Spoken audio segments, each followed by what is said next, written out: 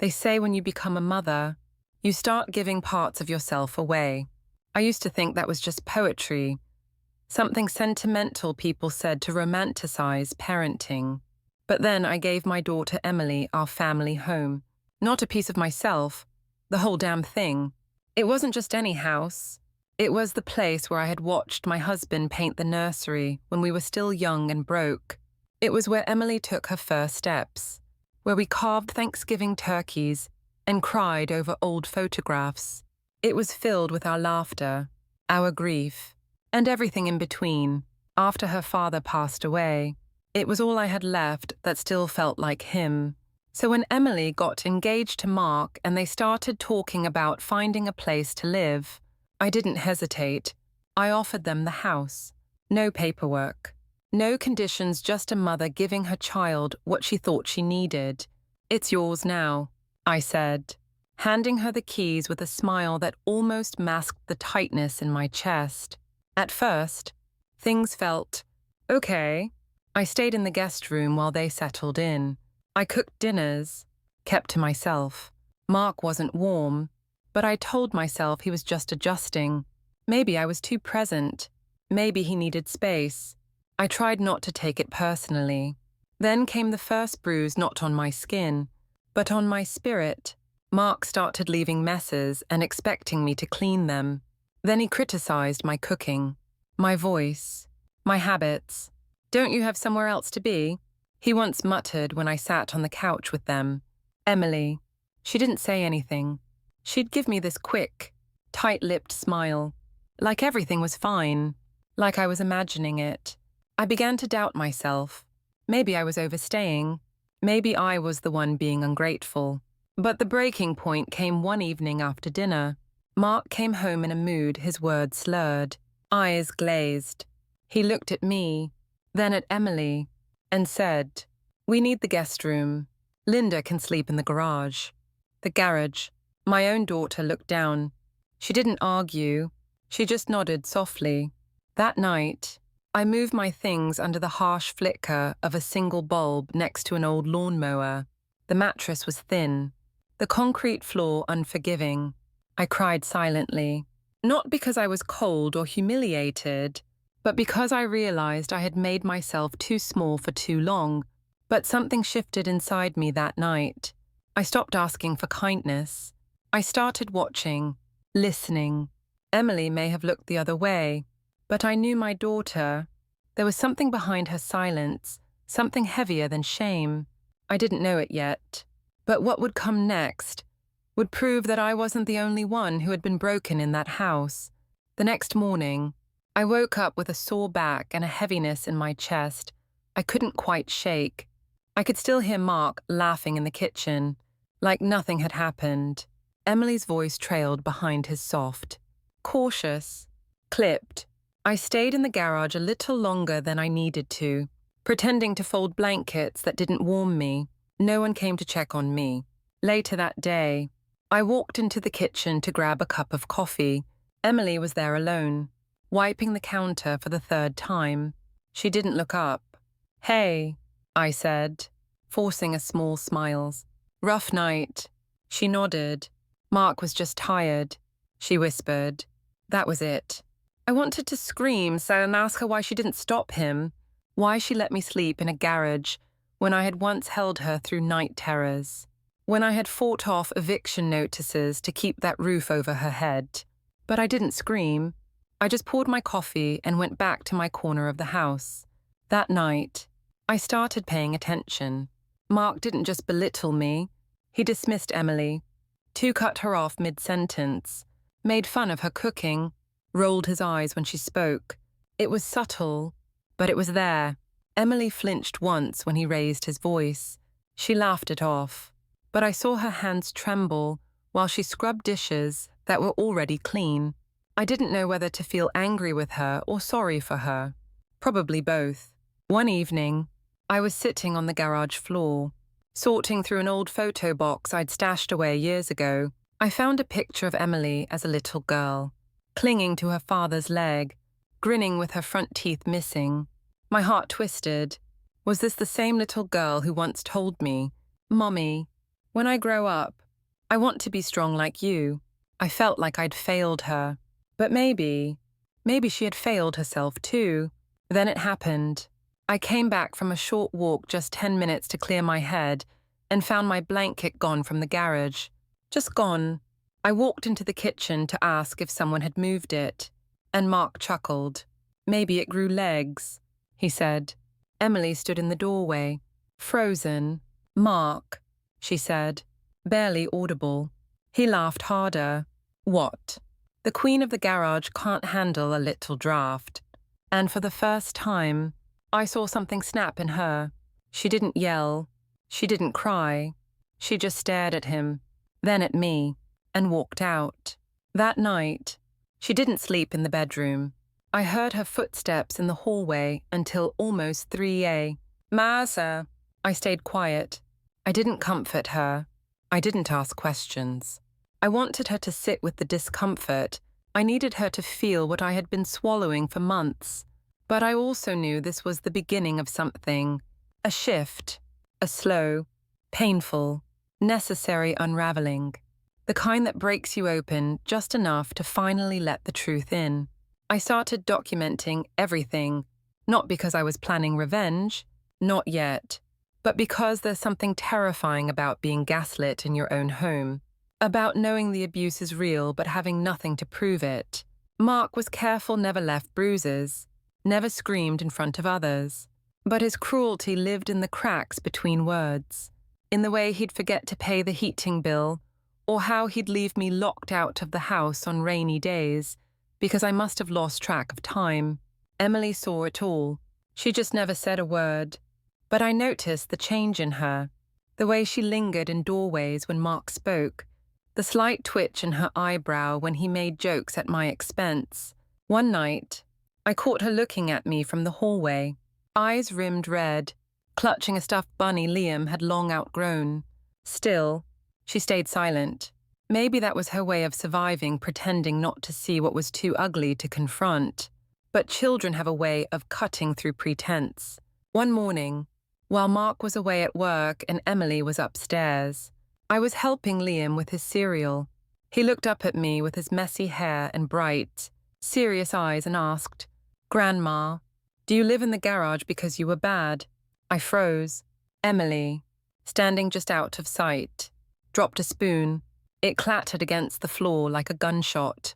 She didn't pick it up, didn't move, didn't speak, just stood there. That afternoon, she knocked on the garage door before entering a first. She handed me a small black USB drive. "I don't know if this helps," she said, voice shaking, but I started recording things. My throat tightened. I didn't say thank you. I didn't hug her. We were beyond that kind of comfort. She didn't apologize either. We both just sat there, quietly, as if the silence between us had shifted from shame into something else, solidarity. Maybe. That night, I plugged the USB into my old laptop. The audio was scratchy, but clear enough. Mark yelling, Mark mocking, Mark calling Emily a useless mouse and me a parasite with no self-respect. Then, a softer voice Emily's saying, "Please stop." And his reply, "You don't get to beg. You let her move in. You owe me." That was the last straw. I didn't cry this time. I reached for my phone, found the number of my lawyer, Alan, an old friend of my husband's who once helped us rewrite our wills. "Linda," he answered, his voice warm. "It's been a while." "It has," I said calmly.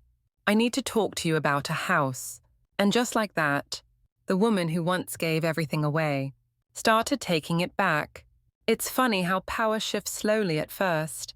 Then all at once, Alan met me for coffee 3 days after that call. We sat in a booth at the back of a local diner, far from the ears of gossiping neighbors. He looked over the house deed, nodding slowly, eyebrows rising. "You never transferred ownership," he said. "Not even a life estate clause. It's still entirely yours." "I know," I replied. He smiled. "You've always been smarter than you let on. I just hoped I wouldn't need to be." We drafted a letter, formal, firm, Legal. Not an eviction notice. Not yet. Just a reminder of boundaries that had been crossed. A signal. When I got home that evening, Mark was already on edge. Something about his job. Traffic. A wrong coffee order. He snapped at Emily for leaving laundry in the dryer. He called Liam soft for crying during a cartoon. I watched it all from the hallway, arms crossed. Quiet. Emily saw me. Our eyes locked. She didn't smile. But she didn't look away. The next morning, the letter arrived. Alan's firm name stamped clearly on the envelope. Mark opened it at the kitchen table while I sipped tea in silence. Emily sat across from him, fingers curled tightly around her coffee mug. His face turned crimson. "What the hell is this?" he barked. "A reminder," I said softly. "This is my house.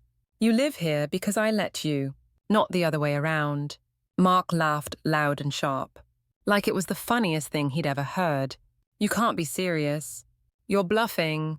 I said nothing. Emily stood up. "She's not." He turned to her, his voice dropping low.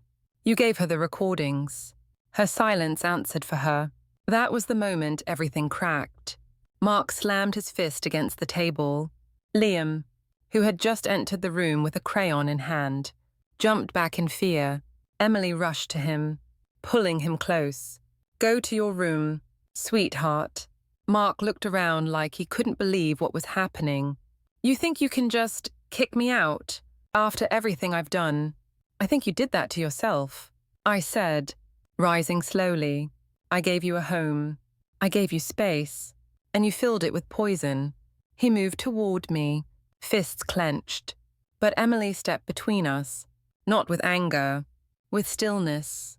"You so much as touch her," she whispered, "and I'll finish what she started." Mark stared at her like she was a stranger. Maybe she was. Maybe he'd never actually seen her, only the shadow of someone he could mold. He turned and walked out. No words. No fight. Just silence. Emily collapsed into the chair as the front door slammed shut. We didn't speak for a while. Then she said, I knew how he treated you, and I did nothing." I sat beside her. "You were scared." "I was too. But the difference is, you stopped being scared before it was too late." She looked down. "I thought loving him meant protecting him, even from his own behavior." "No," I said. "Loving someone means not letting them become their worst self, and never letting them drag you down with them." And in that moment, something unspoken passed between us. Not forgiveness, not yet, but understanding. And that was a start. The days that followed were quieter but not peaceful. There's a silence that comes after a storm, when everything's been knocked out of place and you're left staring at the pieces, wondering how much can be salvaged. Emily stayed in the house with Liam. Mark didn't return. I didn't ask where he went. I didn't care.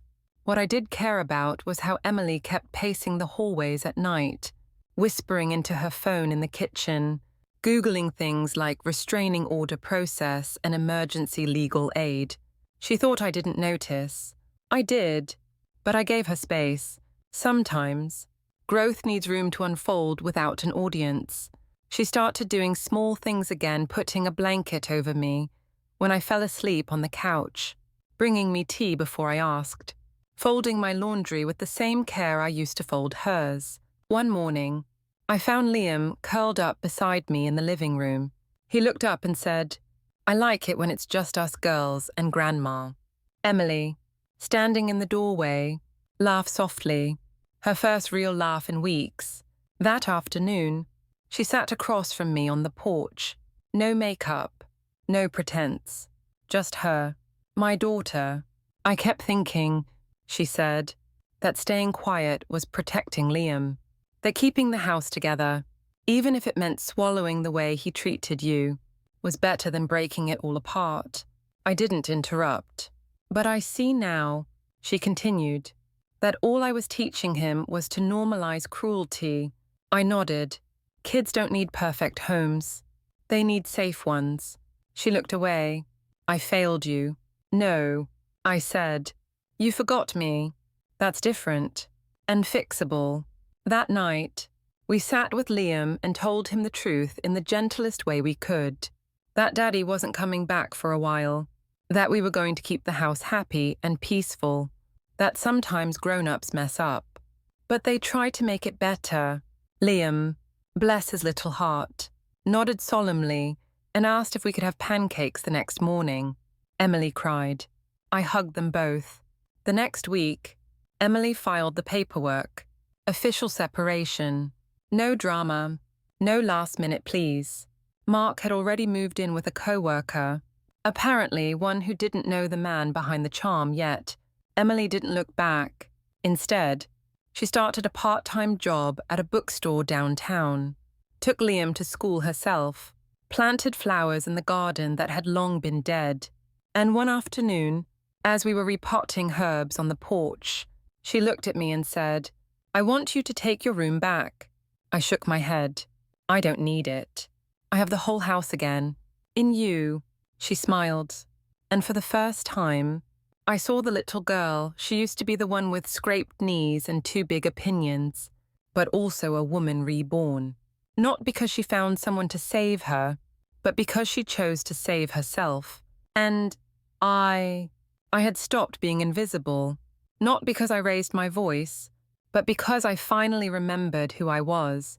You don't lose yourself when you give everything for your children. You lose yourself when you forget you matter too. And I was done forgetting. A few months passed. Life didn't suddenly become perfect, but it became ours. Emily was stronger now. Not louder, not colder, just firmer. She spoke with her spine. She said no with clarity. She drew lines where there were once only excuses. There were still moments, quiet ones, when the past crept back in. A loud knock at the door that made her flinch. A school project about family that made Liam pause. But healing isn't a straight line. It zigs and zags. It limps and crawls. And then one day, you realize you've made it farther than you ever thought you could. She and I started cooking together again. Real meals. Not the kind born out of obligation, but the kind that smells like laughter and garlic and olive oil and beginnings. We didn't talk much during those meals. The silence wasn't empty anymore, it was warm. One evening, while stirring a pot of soup, Emily said, I think I want to buy the house from you. Someday, officially. I turned to her, surprised. She shrugged. Not now. I want it to be mine, not something I'm borrowing from you. I want Liam to grow up knowing his home wasn't built on someone else's generosity, but on intention. I looked at her, really looked, and saw not just my daughter, but a woman with her own backbone, her own will. And I nodded. Then I'll sell it to you, I said, for $1 and a promise. She raised an eyebrow. What promise? That no one ever sleeps in the garage again. She smiled. Deal. Later that night, I found a note on my pillow. It was short, messy handwriting, torn from one of Liam's old sketchbooks. Mom, thank you for saving me, even when I didn't know I needed saving, for reminding me what love should feel like, and for never turning your back on me, even when I turned mine on you. I'll spend the rest of my life trying to be worthy of your grace. Emily, I cried, not the kind of tears that come from pain, but the kind that soften the spaces pain used to live in. I kept that note in my nightstand, right beside an old keychain with my late husband's initials, and the USB Emily gave me, proof that even the deepest cuts can turn into strength if you let the scar teach you something. And Liam, he grew up into a boy who stood up for the kid being picked on in class, who asked questions when something didn't feel right, who said I love you without shame, because what he saw in that house wasn't just hurt. He saw what came after. He saw women who didn't shatter. He saw women who rebuilt. It took me longer to forgive myself than it did to forgive Emily. Isn't that strange? I kept thinking back to all the times I had stayed silent, all the small humiliations I endured, the nights I folded my own blankets on the concrete floor without a word, the mornings I served them coffee like I was a housekeeper, not a mother. What was I trying to prove? That love means never drawing boundaries. That sacrifice somehow earns you affection. I had mistaken endurance for virtue. But one morning, while Emily and Liam were out, I sat on the porch with a photo album I hadn't touched in years. There was a picture of me, young, freckled, wild-eyed, standing on the front lawn of this very house, holding Emily in one arm and a garden hose in the other. Both of us soaked from playing. We were laughing, not posed, not filtered, just free. I didn't recognize her. That version of me felt unreachable, like someone I'd buried under layers of responsibility, grief, and self-erasure. And yet, here I was, alive, a little bruised. Yes, but breathing. I closed the album and whispered aloud, "I forgive you," not to Emily. To me, that night, when Emily returned, I cooked her favorite meal, lemon butter chicken with roasted carrots, the way she used to beg for as a teen. She blinked in surprise when she walked into the kitchen and smelled it. "Special occasion?" she asked, untying her shoes. "Nope," I said. "Just wanted to remember who we used to be." She paused, then walked over and wrapped her arms around me. Something we hadn't done since long before Mark, since before the silence. "Thanks for not giving up on me," she whispered. I squeezed her tighter. "Thanks for not staying lost." We ate together, just the two of us, while Liam had dinner with a friend's family. There was no mention of the past, no need to rehash what we both had survived. There was only now. Later, as we cleared the plates, she turned to me and asked, "Do you think he ever loved me?" "Mark, I mean..." I didn't rush to answer. Some truths deserve time. "I think he loved how you made him feel about himself," I said. "Not who you were." She nodded slowly. "That's what scares me most. That I thought it was enough. Maybe it was," I said gently, "until you realized you were worth more." She exhaled, shaky but sure. Then she smiled. And for the first time, that smile reached all the way to her eyes. By spring, the house didn't just feel different, it looked different too. Emily had painted the living room a soft sage green. The curtains were new, the bookshelves rearranged, and Liam's artwork now covered an entire section of the hallway. It felt like a home again, not haunted, not tiptoed through, lived in. One afternoon, I heard laughter pouring in through the open kitchen window. Emily and Liam chasing each other with paper airplanes in the yard. I stood at the sink, peeling carrots, and let myself cry, not out of sadness, out of sheer relief. We had made it, maybe not all the way, but far enough. Emily started volunteering on weekends at a local women's shelter. She didn't share the whole story just enough, just her voice, and apparently, that was plenty. Women gravitated toward her, not because she had all the answers, but because she had survived. "I feel useful," she told me one night, slipping off her shoes. "Not just as a mom, as me." "That's what healing feels like," I said. It was around that time that Liam asked me if he could plant a tree in the backyard, something tall, he said, so we can see it grow forever. So we did, a small sapling, tucked into the earth with hope in bare hands. Every morning, Liam would water it with a tiny red cup. He named it Captain Strongtree. Children are poets when they're unguarded. One rainy evening, as we were reading books in the living room, the doorbell rang. Emily stiffened. I could feel her heart race without even touching her. She stood. "Stay here," she said to Liam, who blinked at her, sensing the shift, and I followed her to the door, just a step behind. But it wasn't Mark. It was a man in a beige jacket holding a clipboard. A delivery school fundraiser packages. Emily let out a laugh, awkward and breathless. I gently placed a hand on her shoulder. "You're safe," I whispered. She nodded, biting her lip. "I know. I still brace myself." "You might for a while," I said. "That doesn't mean you're broken. Just aware." She smiled through watery eyes. That night, after Liam had gone to bed, she sat beside me on the couch, pulled her knees up, and said, "Do you ever wish you had done things differently? Earlier, I thought for a long moment, maybe," I said, "but if I had, maybe you wouldn't have become this version of you." She blinked, surprised. "And I really like this version," I added. Emily leaned her head on my shoulder, quiet for a while, and just before sleep took her, she murmured, "Me too." The days became ordinary again. That was the real gift.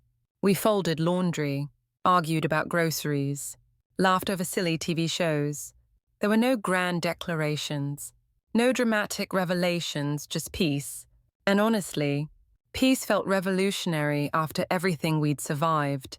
One afternoon in late summer, I was walking back from the market when I saw him. Mark. He was standing on the corner near the post office, talking on his phone, looking thinner, sharper somehow. His jacket hung off him like it didn't quite belong. He didn't see me. I froze for a second, my breath caught in my throat. Then, just as quickly, I exhaled, and I walked on. When I got home, I didn't tell Emily, not because I was hiding it, but because it didn't matter. He was just a man on a sidewalk now, a stranger, a shadow. We had outgrown him. That evening, Emily and I sat on the porch with iced tea, watching Liam run around the yard pretending to be a tree-saving superhero. Captain Strongtree. In action. She smiled. "I can't believe how normal things feel." I nodded. That's what happens when the chaos becomes the exception instead of the rule. She looked at me, more serious now. "I thought I would always carry that fear, that guilt." "You probably will," I said honestly, "but that's okay. It just means you remember. It means you won't repeat it." She reached for my hand. "I hope one day I can be half the mother you are." I squeezed her fingers. "You already are. You just got your battle scars a little earlier." That night, I sat alone in the garage. Yes, the garage. Not because I was forced to, because I wanted to. I pulled up a chair, looked around at the now organized tools, the clean shelves, the faint scent of cedar Emily had placed in a diffuser, and I smiled. This space, once a symbol of humiliation, was now something else. Proof that I had endured, that I had risen, that even when I was placed in the coldest, most dismissive corner of my own home, I hadn't vanished. I had waited, I had listened, I had planned, and eventually, I had returned not as a victim, but as a whole damn storm. I looked up at the ceiling, then closed my eyes and whispered to the silence, "Thank you," to my past, to the pain, to the version of me who refused to break, because without her, none of this would have been possible. Fall came slowly. The tree Liam planted had grown taller, thin, but determined, stretching toward the sky like it had something to prove. We started calling it ours instead of his. That felt right. The air was crisper, the light, warmer somehow, and inside the house, everything felt in rhythm. One Saturday morning, we were making pancakes together, Liam in charge of blueberries, Emily flipping too early as always, and me sneaking in cinnamon when no one was looking. "You know," Emily said, nudging Liam gently, "someday, this whole house will be yours." He looked up, mouthful of batter. "Even the garage?" We laughed. "Yes," I said, grinning, "even the garage, but only if you promise to never make anyone sleep there." He crossed his heart solemnly. "Deal." Emily leaned against the counter, watching him with soft eyes. Then she turned to me. "I think we're okay now," she said. "Really okay." I nodded. "We are." And we were, not because we had erased the past, but because we had written a new chapter on top of it, one filled with truth, boundaries, and gentleness.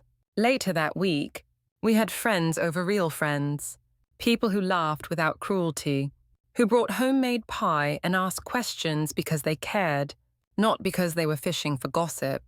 And for the first time, I saw Emily shine in a room without shrinking. She told stories. She listened. She didn't flinch when someone mentioned her exie. She didn't over-explain. She just was That night, as we cleared dishes and turned off porch lights, she said, "I want to do something with my story. Help other women." "You already are," I said. "By living." She smiled. "I still remember the day you made that phone call," she said. That moment changed everything. I placed a hand on her cheek. "No, you changed everything. I just reminded you what power sounds like." Then she hugged me, tightly, fully, like she never wanted to let go. And Liam, he ran up behind us and squeezed himself between us, yelling, "Group hug." We laughed until our sides hurt. That night, I wrote something down in my journal, the same one I'd hidden away during the worst of it. Sometimes, it's not the fire that breaks you. Tut-tut-tun. It's who walks with you through the smoke. Ta-ta. I closed the book, placed it gently on my nightstand, and turned out the light, because we were no longer afraid of the dark. We had become our own light.